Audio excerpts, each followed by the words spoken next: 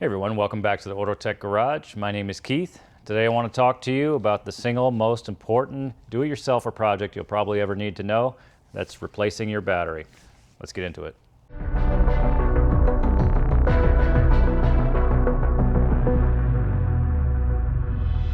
If you guys have been following me for a bit, you know I've got some tutorials on how to jumpstart your car. This is an important process for you, so go ahead and watch that one if you need that process.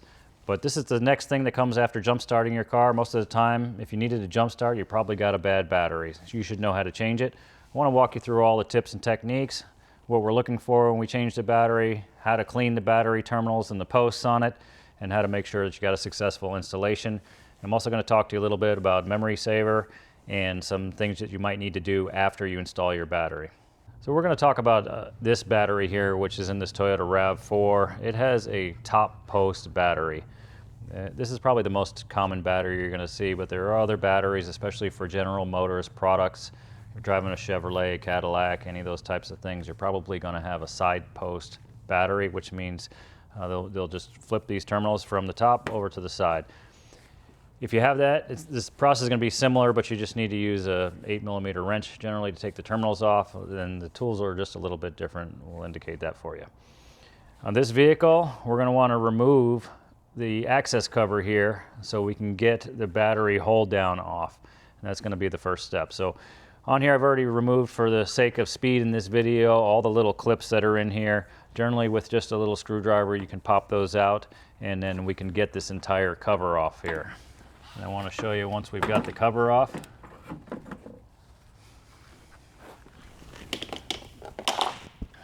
Underneath, we've got two locations where this battery hold down bracket needs to be unbolted. Okay, one nut, one bolt, and then we can lift this bracket off. This battery hold down is designed to keep this battery from moving around under the hood.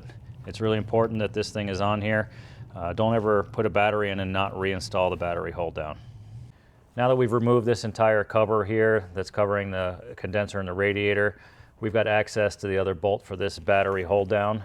And the first step I want to do here is just disconnect the negative battery terminal. Always negative off first, and then once we reconnect everything, we're going to put the negative on last. So we'll get our tool in here. We'll just loosen up the pinch bolt on the negative terminal. As you can see right now, it's already starting to get loose. Okay, that's what we want. We want it to be loose enough where we can just kind of slip it off by hand. Okay, if you want to go a little looser, you can do that. There may be some time when you need to put a screwdriver in here and perhaps wiggle it a little bit to free it up. There are other tools like this, which are designed to clamp on here and help press this off. You shouldn't need that on most of these vehicles, okay? So with the negative terminal removed, I want to tuck this out all the way to the side and put it somewhere where it's not going to flip back and get back in our way. We're going to do the same thing on the positive side. Now that the negative is disconnected, there's no opportunity for us to short circuit anything, okay? As long as we've got the negative off, this positive can touch whatever it wants. It's not really a big deal. So we'll take this and kind of slide it out of the way as well. Okay, and the next step is now we have to remove this battery hold down. We're using our 10mm socket. We're going to remove the bolt that holds it to the radiator support, and we also want to remove the nut on the other end of the battery hold down. Now you want to be careful when you have a battery hold down with a threaded rod like this. It's connected to a hook at the bottom. The hook is sliding into the side of the battery tray, so we don't want to lose this. So what we're going to do is we're going to loose this up, and we want to come underneath here and grab the rod and make sure that we have it here. And then what I like to do is I just kind of leave it with maybe the nut just flush with the top of the rod. This way it's all secure in there. You're not going to drop it down in the car and lose it. This other bolt can come out. Okay, and then we can slide this out of the way. Now when you see this here, it's got a harness connected to it. There's a little clip that goes up underneath, and you'll have to squeeze this tab a little bit in order to disconnect it from the harness. If it's getting a little bit sticky, we'll probably need to grab either some pliers or needle nose pliers or something to squeeze these little tabs. Let me see if I can show you here. We just need to squeeze these 2 tabs. I'll just come in here and I'm going to squeeze the 2 tabs on either side and just try to wiggle this piece out of the bracket.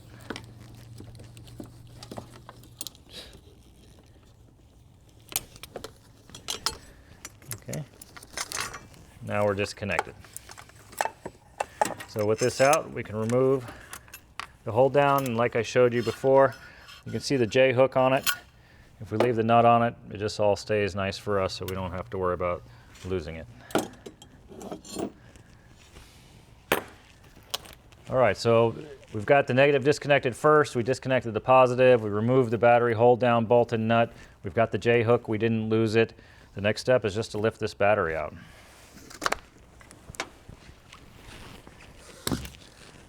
Okay. Once you've got the battery out, I like to inspect the battery tray below here. A lot of these cars, the battery tray will just pop out.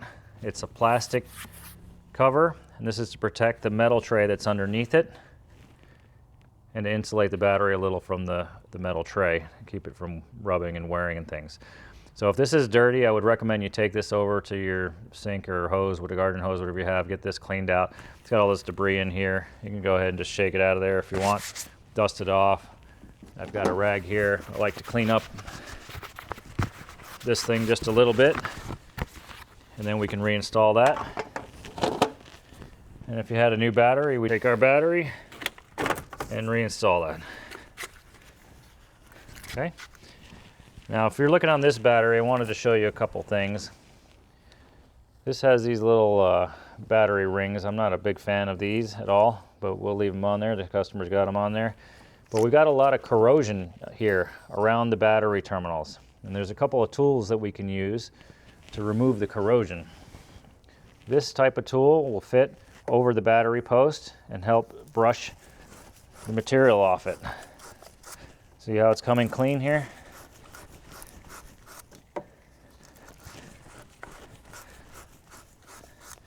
So I like to get this all brushed off, make sure there's no corrosion on it. You can use some water and rinse it down. Same thing on the positive side. I want to get this cleaned up as nice as we can, because we need good, solid connections at the battery terminals. Okay, we don't want corroded connections. These aren't good. I would say the same thing for these battery cables and terminals. There's a bit of corrosion on here, around here, and you want to look underneath. Inside of here, this is where this post comes through, is the most important part. So we can take a tool like this and we flip the handle over, and then we can just go ahead and brush the inside of this connection. Again, this is the most important part right here, where it makes that connection on the post. Now, of course, we've got a little bit of corrosion around here. Wouldn't be a bad idea to try to clean some of this up. You can use a little brush, a wire brush like this one. Give it scrub the best you can. If you've noticed it's got a lot of corrosion on one like this that has a nut on it, you can pull this off and clean underneath of these with this brush while you've got it apart. Okay, want to make sure everything's tidy underneath, it looks good. Okay, and then the same thing over here with our negative terminal. Look underneath, make sure there's nothing under here we need to get off. And we can use our battery brush and clean the inside of this connection as well. All right, we want to make sure we got some bare metal in there that we can see. That's going to give us a good, clean connection. If you guys don't have one of these battery brushes, I recommend you get one. They're super cheap, and it's good to have around when you're changing a battery. So I've got another tool here that I want to mention. This is a battery post and battery terminal reshaper. These terminals here are just made of lead. They're fairly soft material. Sometimes they have an excessive amount of corrosion on them, or they just don't hold their shape well. And this tool is designed to reshape those. So it's adjustable. It can move here, which makes this fit smaller terminals. Or you can open it up a little bit, which makes it fit the larger terminals. I should mention here in this video that the positive terminal of the battery is always the larger diameter post. The negative terminal of the battery is always the smaller diameter post. So if you can't read the plus and the minus on the battery, use this tip here to make sure you've got your connections correct. Positive is the large post, negative is the small post. All right, back to this tool. If I wanted to reshape this terminal, I would make sure it fits on here, and then I would just do this. And what this is going to do, because the lead terminal is very soft, it's just going to take some material off it and give us the nice tapered shape.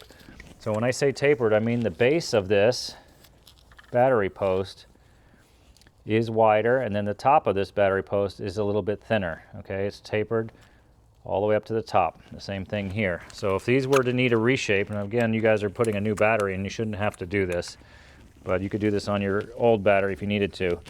This would give you some clean material, okay? And the same thing would go for the interior here. If you had some softer lead terminals, these are not the case. You could use the other end in here and reshape this as well. You're not going to do it on a terminal like this. We're going to see these a lot on the Japanese cars, and really a lot of modern cars are going to have this anyway. This works better on some older version battery terminals. So of course, if you're installing a new battery, you're not going to need to clean much of anything on the battery itself, just on the terminal. So make sure our connections are good where the cables go on, and your battery should have brand new terminal posts on there, and they should have nice clean connection on it. I'm going to use just a little bit of water on here to wipe some of this acid off. And this is a good service to perform from time to time on your car, even if you've got an older battery. Come in here, make sure your connections are clean, make sure they're tight. This way you don't have any trouble getting your vehicle started, okay?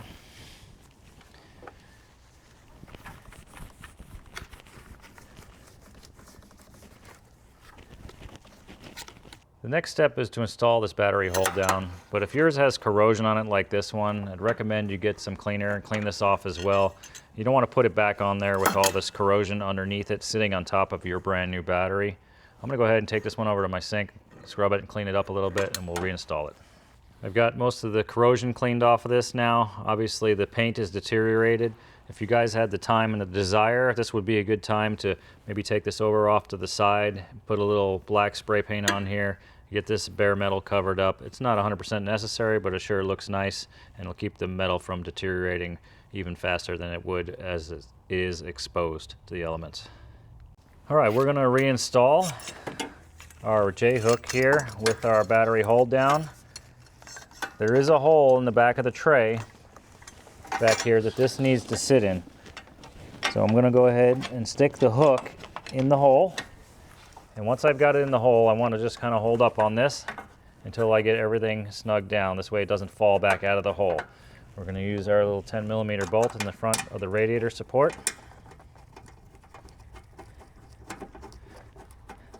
Okay. And then we're going to run this down here. Like I said, you want to keep just a little bit of tension on it. It'll keep it from falling back out of the hole in the bottom of the battery tray.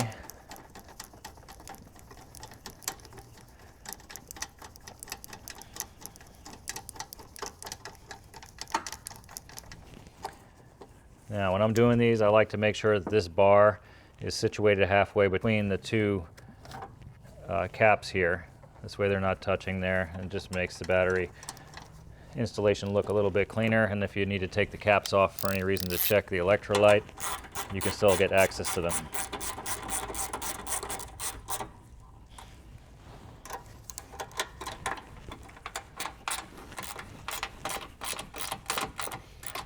You can snug these up and don't over tighten them.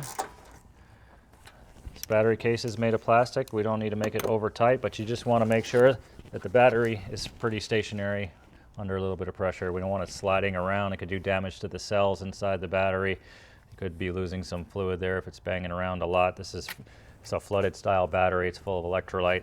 So we just want this battery hold down to keep everything still while you're driving. Lots of vibrations on the road.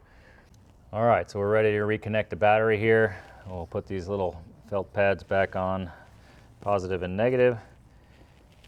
And then we just need to install this positive battery cable back on the post and slide it all the way down, okay?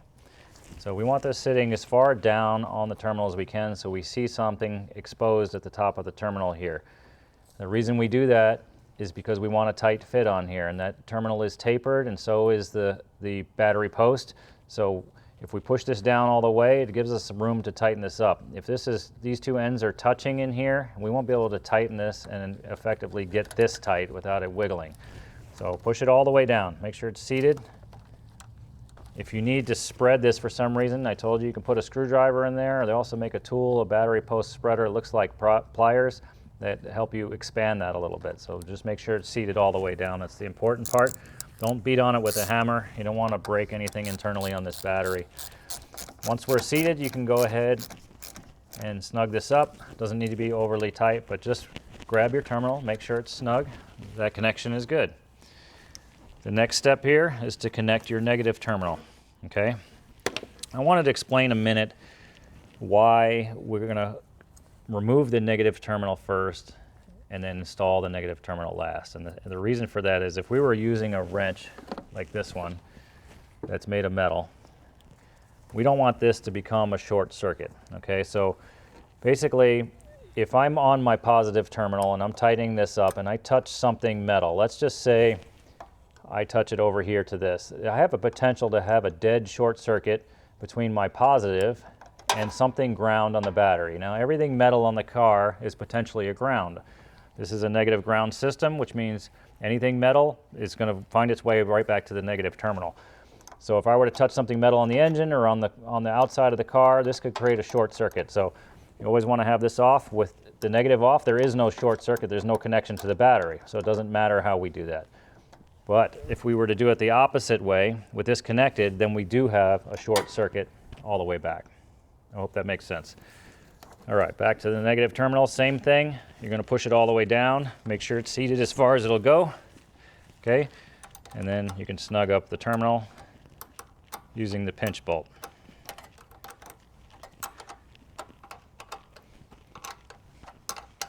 Make sure you see some terminal sticking out, and we'll snug that up. Give that a little grab, make sure you can't wiggle it. Okay, that means you've got good connections. Our battery is hot and live. We can restore our cable back to the bracket here.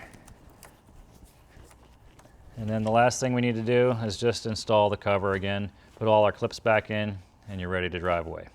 Guys, I've given you the basic guidelines of how to do a basic battery installation.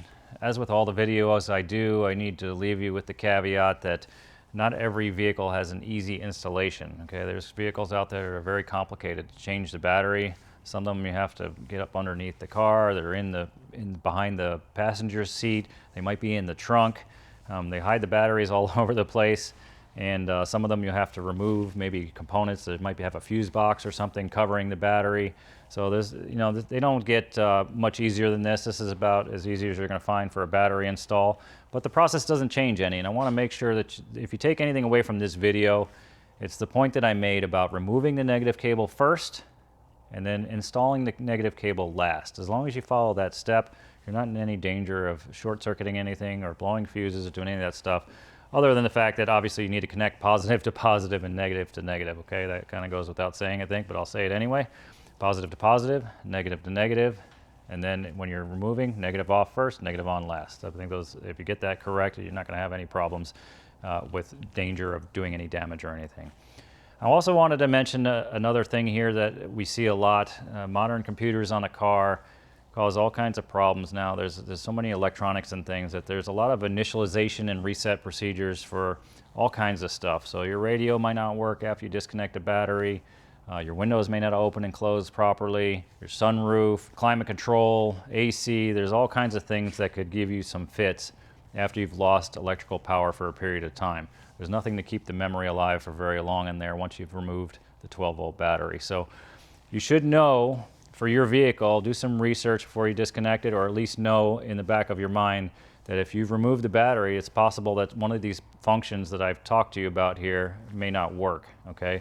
Older vehicles, they had a security system in the radio where you had to put a code back in to get it working. Some of the BMWs and things have some weird reset procedures, so you should know that. A lot of times too, a vehicle will require you to let the computer know to re-register a new battery. And the reason for that is a new battery is going to charge or need to be charged at a different rate than an old degraded battery. And if you don't tell the computer that you've installed a new battery and it doesn't know, it's going to continue to overcharge that new battery. So it's really important on modern cars now that we know there's an initialization process for a new battery, perhaps your windows and sunroof, radio, air conditioning controls, all those things. So I don't want to scare you at all. It's good to know how to put a battery in. You're in a bind somewhere and you've got to get the car running. Obviously do that, but you may find a couple of your functions aren't working properly in the vehicle afterwards. So I recommend you do a little research on your particular vehicle. Make sure you're getting that right. Make sure you're letting the computer know that you've got a new battery if your vehicle needs that. Now that I've told you of some of the problems that you might experience after you install your battery, I want to mention there are some components to avoid that problem here, and they're basically just memory savers. So something like this is what we use in the garage. You plug this into the onboard diagnostic connector underneath the dash. And this thing, if you hook it up to just a regular 12-volt battery, we've always got spares at the shop, so we can just kind of connect to that. It'll provide the 12-volt power we need through the onboard diagnostic connector to keep alive the memory for all the computers and things. So this is a smart way to do it. If you can plug something like this in and you have a separate battery source, there are other tools like this. You don't need this one. This is kind of more of a garage professional style tool. You can use one. They have some small ones, I believe, that have a 9-volt battery that plugs into it, stuff like that. Go ahead and do your research. If you guys need some links, you can always ask me. I'll find a product for you that help you work at home. Maybe not quite as costly as this. These are probably about 50 bucks or something. So tools are out there in order to save you the trouble and the grief of resetting or reinitializing your windows and your air conditioning and all those things. I also wanted to mention that I know sometimes there's concerns if you're working around a hybrid battery, 12-volt system, is there any danger here with the high voltage system? And I want to tell you they're really just completely separate systems. So you might find your 12-volt battery is in the trunk. That's usually where you'll find them. They could be anywhere though.